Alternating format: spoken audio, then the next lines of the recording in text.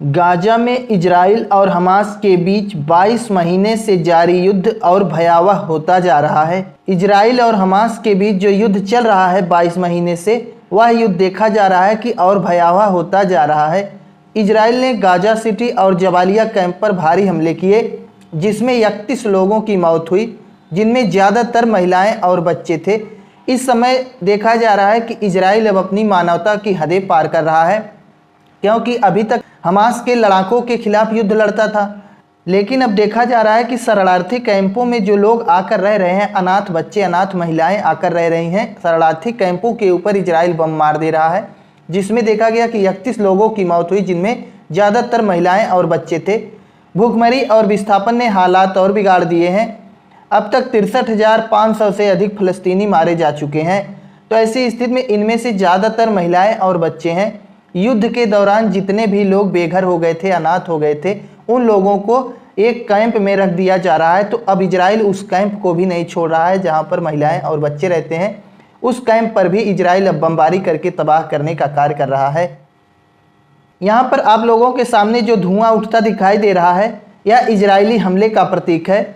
Israel ने यहाँ पर एक कैंप के ऊपर हमला कर दिया था। इस कैंप में महिलाएं और बच्चे रहते थे जो युद्ध के दौरान अनाथ हो गए थे। ये जो छोटे छोटे बच्चे दिखाई दे रहे हैं, ऐसा लग रहा है कि ये लोग अपनी माता के साथ किसी मेला में जा रहे हैं, कहीं घूमने टहलने के लिए जा रहे हैं, लेकिन ऐसा बिल्कुल नहीं है। ये लोग अपनी माताओं के साथ अपना घर छोड़कर कैंप में जा रहे हैं, क्योंकि इन्हें डर है कि अगर हम घरों में रहेंगे तो कहीं युद्ध का शिकार ना हो जाए।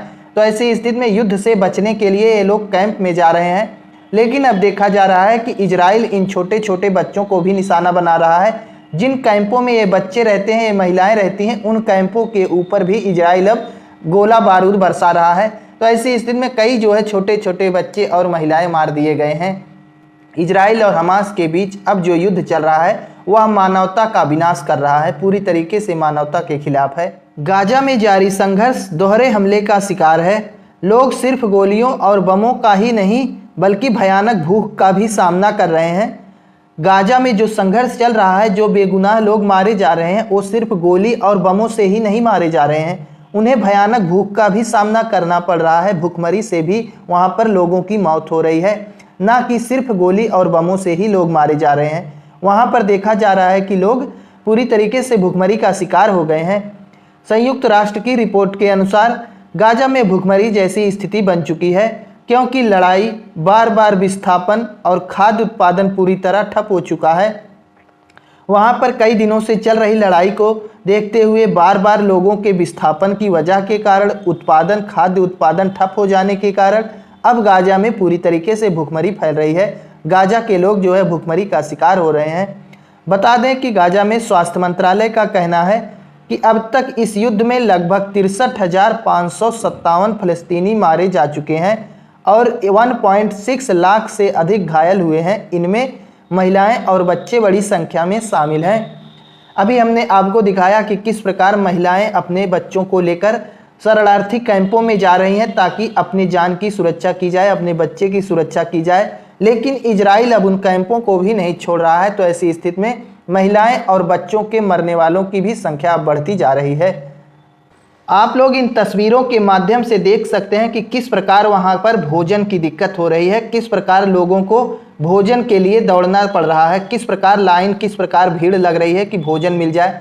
ये स्थिति आ गई है अब गाजा में। गाजा में पूरी तरीके से भूखमरी फैल रही है। कई लोगों की मौत भूख से हो रही है। एक समस्या तो इन लोगों के सामने यह है कि ये लोग जल्दी भोजन नहीं पा रहे हैं, भूख के मारे मारे जा रहे हैं। तो वहीं दूसरी तरफ इजराइल भी इन लोगों के ऊपर कहर बरपा रहा है। तो ऐसी स्थिति में इजरायली प्रधानमंत्री नेतन्याहू से हमारी तो यही रिक्वेस्ट है कि भैया तुम्हें मारना है तो हमास के लड़ाकों को मारो, लेकिन इन बेगुनाह निर्दोष लोगों को मत मारो। इन लोगों की क्या गलती है?